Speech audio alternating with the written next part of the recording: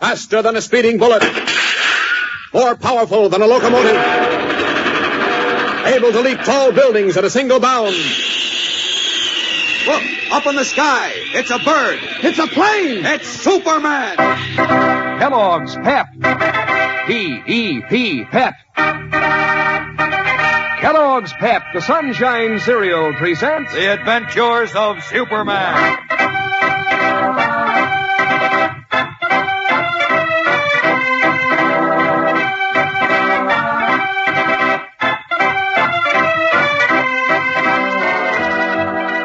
Today, as Clark Kent trails the path of Abner Sykes, his only clue, Lois Lane dangerously pursues another lead to the vicious mystery enveloping the town of Freeville.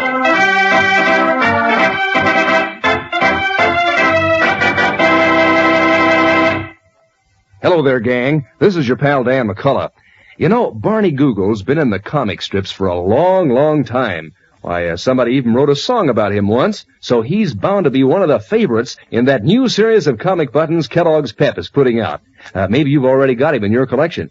There were 18 new and different buttons and all, you know. Every single one a familiar funny paper character like Brenda Starr or Cindy and Spud from Winnie Winkle and the Little Moose and Goofy and Beezy from Haroldine and Judy and Corky and Superman, of course. And are these comic buttons bright with color? Why, they look mighty smart on your jacket or your dress or cap. Yes, sir. You'll want to collect every one of these new series buttons. And you can, too. Sure, easy as anything. You just ask Mom to keep you supplied with plenty of Kellogg's Pep. That's right. You don't send in any money, not even a box top. And you can't buy these prizes anywhere, but you get a comic button in every package of Pep you open. And you get some mighty grand eating, too, because Pep is really terrific when it comes to sunny golden toasted flavor. Every single flake and every single spoonful is crisp and fresh and tasty as can be. A swell breakfast dish. That's the Sunshine Cereal, gang. P-E-P. Kellogg's Pep. Ask Mom to get you some today. And now, the adventures of Superman. Frightened townspeople who refuse to answer questions. Anonymous warnings to leave town. Attempts on the lives of the local telegrapher and Lois Lane. These are some of the strange circumstances baffling Lois and Clark Kent, reporters for the Daily Planet who are in Freeville, center of a farming area in the grip of a severe drought. Now, after once again running against a blank wall in an attempt to solve the mystery, Clark Kent as Superman left Freeville in pursuit of old Abner Sykes, the telegrapher, who had suddenly departed following the attempt on his life. Meanwhile, Lois was approached by Jerry Barton, head of a group of war veterans who had settled on homesteads nearby, who offered the key to the Freeville mystery. And as we continue now, the young veteran with Lois beside him is driving his car over a lonely country road. Listen. Now, can you tell me where we're going, Mr. Barton? Well, I don't know, Miss Lane. You don't know? Well, I mean, I don't I'm not sure. understand. What is this? Are you taking... Take it easy, Miss Lane. What I'm trying to say is that one of the boys, a buddy of mine, is going to tell us where to go. Oh? Well, what is this mysterious thing we're going to? A meeting. What meeting? Well, I don't know that exactly either. What do you mean? Well, Phil Dyer, my buddy, says this meeting is arranged to shoot the works. Look here, Mr. Barton, I don't like this. You said you could lead me to a terrific story, the answer to all the mystery in Freeville. That's right. And now you tell me you don't know where you're taking me, except that it's to some meeting or other, and you don't even know where the meeting is being held or anything about it. Now, wait a minute, please. Who said I didn't know anything about it? You did. I said I didn't know exactly what it was. But I do know this. The big shots will be there. And what's more important, they're all set to lay their cards on the table, according to Phil. Really? And who are these big shots that you're talking about? They're the boys who run things in Freeville and in this part of the state. The ones who pull the political strings everybody here has to dance to. But or who else. are they? The guys who've been trying to discredit the homesteading war veterans around here. Those who spread the stories that we're hotheads and foreigners. That we've been burglarizing and beating up people. But why are they doing that? Why do they want to get rid of us, that's why. Get rid of you? Sure. Oh, we were great guys while we fought their war for them. And now we're not even good enough to make an honest living on the land that we protect. Wait a minute, will you? Who are these people that you're talking about? Well, you'll see that when we get there. But why can't you tell me now? Because I've tried to tell other people, and they wouldn't believe me. Or else they were afraid to believe me. Afraid? Yes, afraid. Everybody around here's afraid. So when Phil came in with the news about this meeting, I thought about your friend Kent. Because he seemed like a right Joe to me. Like a guy who wouldn't faint when he saw his own shadow. I wouldn't call Clark exactly brave. Like I say, I've talked to other people who got cold feet as soon as they got the lowdown. So I decided I wouldn't take the chance of Kent or you running out the way the rest of them did. You're reporters for a big paper. You can help us by printing the truth. Look out for that curve! Don't worry. I know these roads like the back of my own hand. Well, take it easy, will you, please? Yes, ma'am. Golly. So I decided this time I'd just offer Kent a big story and not take a chance of scaring him off by telling him all about it beforehand. Well, Kent is away. So the same goes for you, Miss Lane. And, well, that's why I've been so mysterious. Well, I certainly hope this meeting, or whatever it is, will explain all this hocus-pocus that Clark and I have been running into here in Freeville. You bet it will. And besides, uh-oh. What's the matter?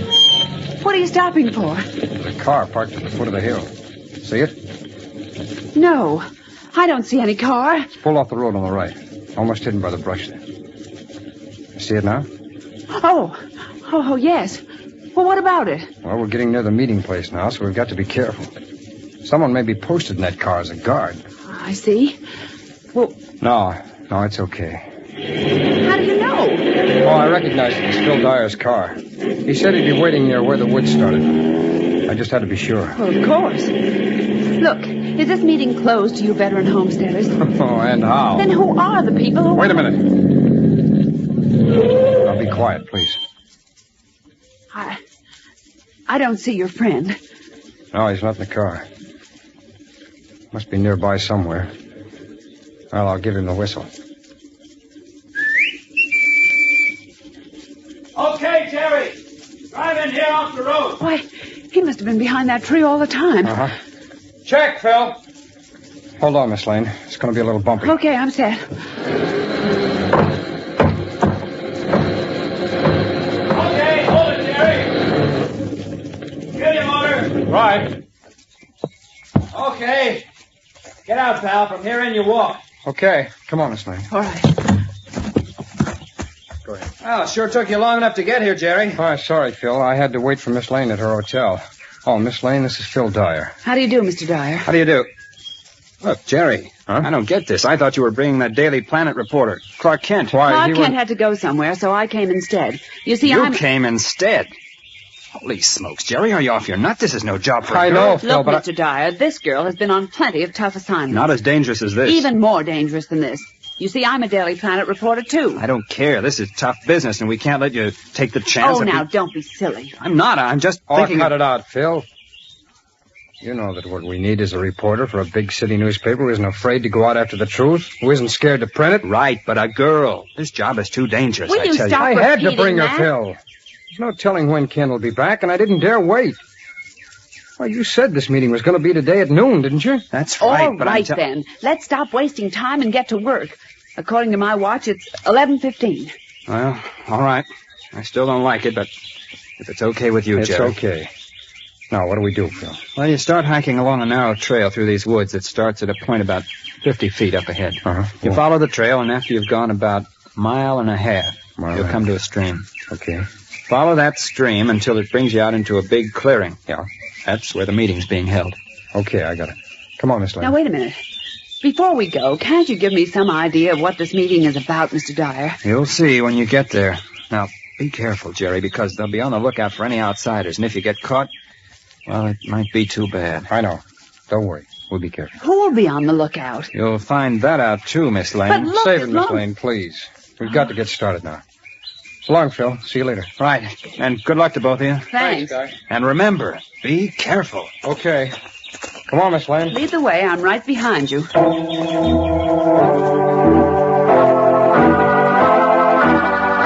Her heart beating rapidly, Lois Lane follows Jerry Barton into the dense woods. As meanwhile, on the trail of the elderly telegrapher, Abner Sykes, Superman has arrived at a toll bridge 60 miles north of Freeville, where he is questioning the man in charge. You say you know Abner Sykes? Sure do, Superman. You're positive he hasn't come over this bridge in the past hour? Yep, I know he hasn't. That's strange. He was headed this way, and he's nowhere on the road ahead or behind. Well, maybe he turned off on a side road. Well, there are only 2 or 3 side roads, and I didn't see him on any of them. But I didn't search them thoroughly. I better go back and do that now. Hey, listen. What'd old Abner do? What? Must have been something important to have you after him. Well, he didn't do anything wrong, if that's what you mean. But he can help me on something important. Something very important. So I've got to find him. That's so. What's it all No about? time to explain now. Thanks very much, though. Up and away!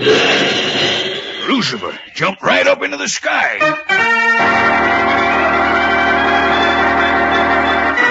His mouth gaping, the bridge tender watches in amazement as Superman rockets away in search of Abner Sykes.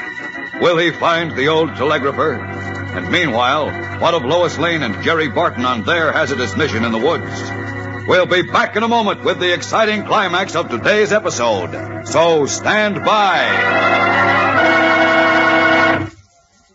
Say, don't forget, gang, if you have duplicate comic buttons to trade in that swell new series from packages of Kellogg's Pep, be sure to let your pals know about it. Tell them which duplicates you have and which comic strip characters you need. Then you can swap and have an exciting new Pep comic button for your collection. You won't want to miss out on a single one of the 18 buttons in this new series because they're all true to life and bright colored as anything. Like the Little Moose, for instance, and Pat Patton and Superman himself. Boy, do they look terrific when you wear your collection of Pep comic buttons pinned on your jacket or your dress or cap. Why, you'll feel like really strutting around. And it's so easy to get these Pep comic buttons. You don't send in a single penny, not even a box top, and you can't buy them anywhere. But every time that you open a package of Kellogg's Pep, there's your exciting prize. And look for some mighty good eating, too, because Pep is a super delicious breakfast dish. It's called the Sunshine Cereal. Every crispy whole wheat flake is loaded with golden toasted sunshine flavor that really hits just the right spot those cold winter mornings. Pep really gives breakfast and your day a wonderful lift. So ask Mom to get you plenty of P-E-P, the Sunshine Cereal, Kellogg's Pep. In the dense woods, several miles from Freeville, Lois Lane is following Jerry Barton along a narrow, twisting trail, crowded with brambles and overhung by moss. Fire, winded, finally breaks the silence. Look, Jerry, how much farther is this? I'm getting winded. Can't be much farther, Miss Lane. What? Phil said it was... Wait. Hold it. What's the matter? I thought I heard something. Hey! Hear that? Yes. Hey! Where'd you get to? Somebody's coming this way. Quick, Miss Lane, get off the trail. We've got to hide. Hey! Oh! I don't know where Hank got to. Come over here and help me look. Get down low, Miss Lane. They're coming this way. They see us with dead pigeons.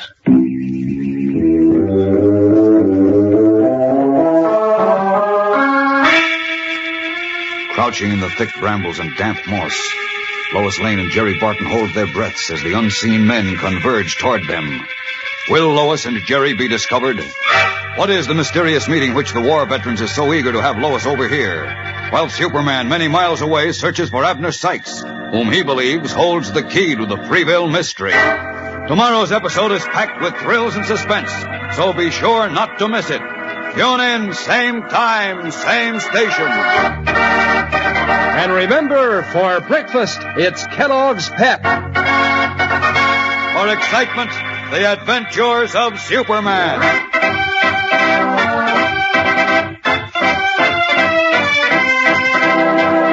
Superman is a copyrighted feature appearing in Superman DC comic magazines and is brought to you Monday through Friday at the same time by Kellogg's Pep, the Sunshine Cereal. Say, what's your favorite Kellogg's cereal for breakfast? Kellogg's Rice Krispies? Corn Flakes? Pep? Well, you can take your pick of 10 individual boxes of different Kellogg's cereals every morning if you'll get Mom to set out Kellogg's Variety. That's the white, green, and red Kellogg package with a grand lineup of Kellogg favorites. Some are flaked, some popped, some shredded, made from corn, wheat, or rice. Everyone's a favorite Kellogg cereal. Yes, sir, breakfast is a picnic all year round when Kellogg's Variety's on the table. So ask Mom for Kellogg's Variety, and be sure to be with us tomorrow for the thrilling adventures of Superman. This is the Mutual Broadcasting System.